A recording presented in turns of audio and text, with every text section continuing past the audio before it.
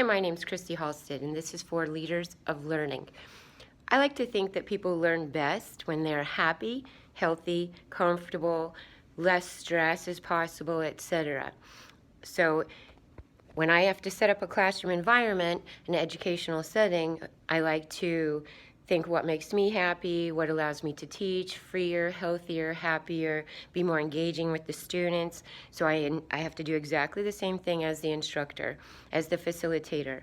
I de-stress myself, leave everything at that front door, and then I come in here and I set up a beautiful classroom environment that's very engaging. This one happens to be for Army soldiers. So we have whiteboards where we do numerous activities. We've got lots of handouts.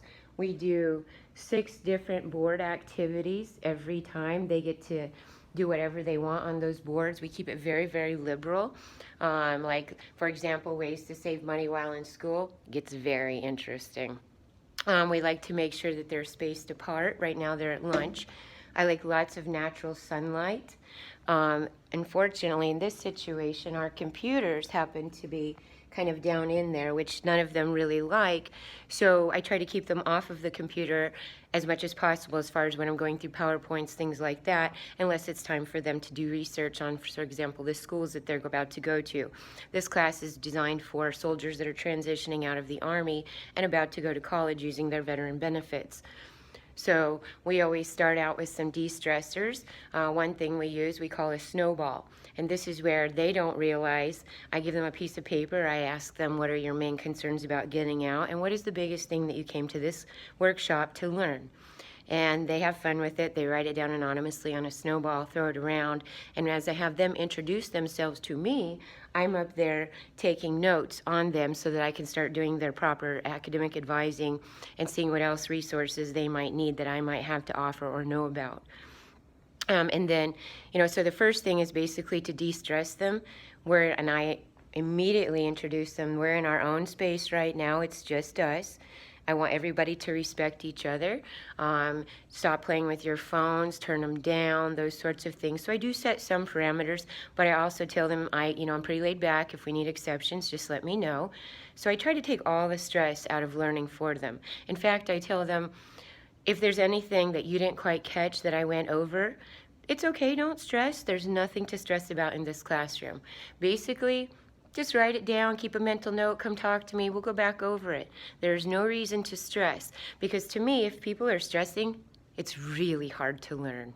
So that's why I like the distractions put down, things like that, and I explain to them, this is our private environment right now. My time, your time, it's all very valuable.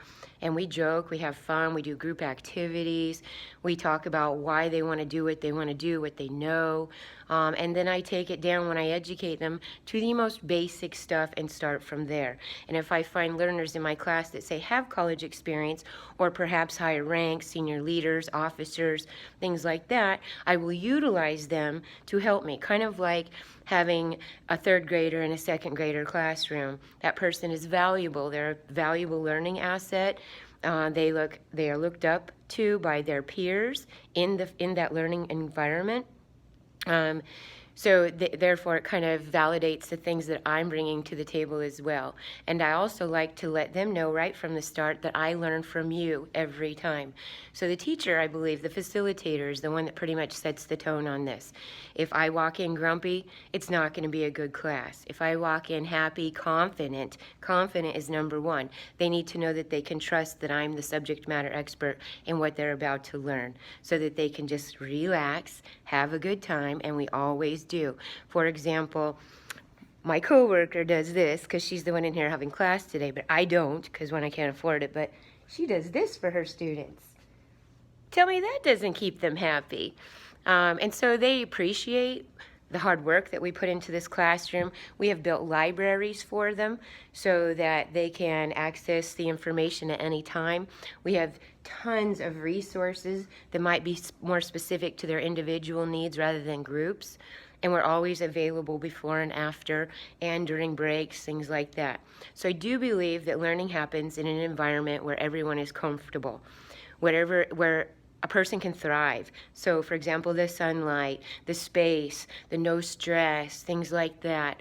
Just let people be people. When I let them take those uniforms and put on their regular civilian clothes, they're very happy about that. So just allowing people to not be seen as one big unified institution or part of an institution, but individual learners. I do believe that is how people thrive. Thank you for listening and have a nice day.